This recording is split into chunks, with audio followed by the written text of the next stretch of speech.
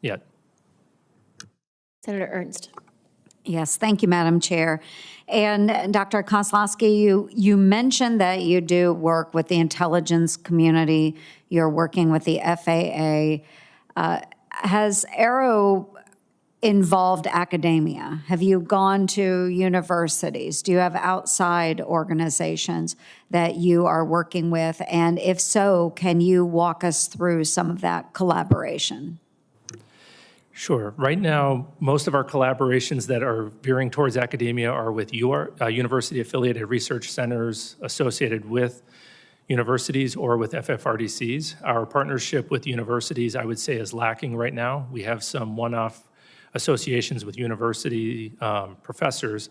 However, that's our fault, and it's largely because of the need to declassify data. We need to give the professors something to work on before we can really engage them. So we're working significantly on a declassification effort. We've hired a number of declassification experts, and we're going to be trying to get cases like the ones that I just discussed here declassified so that we can engage with the universities on a regular basis and provide them the data. Talking to a scientist without data is going to be rather disappointing. So hopefully in 2025, we'll be increasing those efforts. Right. Well, I appreciate that. I think there's a huge pool of talent out there that you should tap into. Given the public's growing concern and interest in UAPs, how do you balance the need for the transparency that our public is demanding with the potential risks of revealing classified defense information?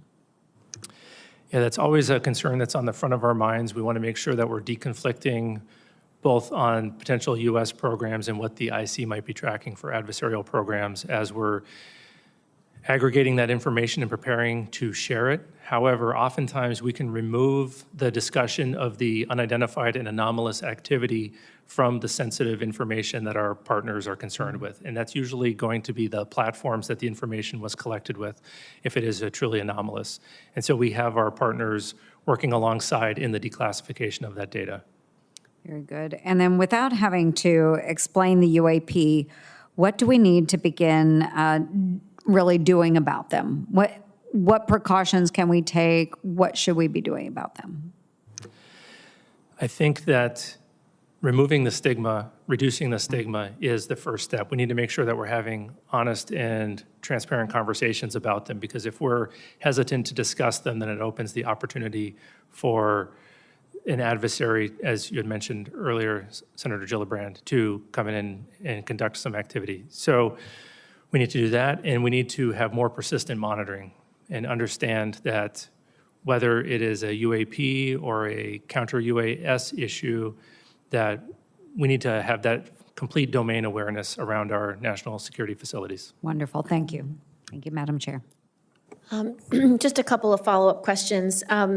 We didn't discuss in this setting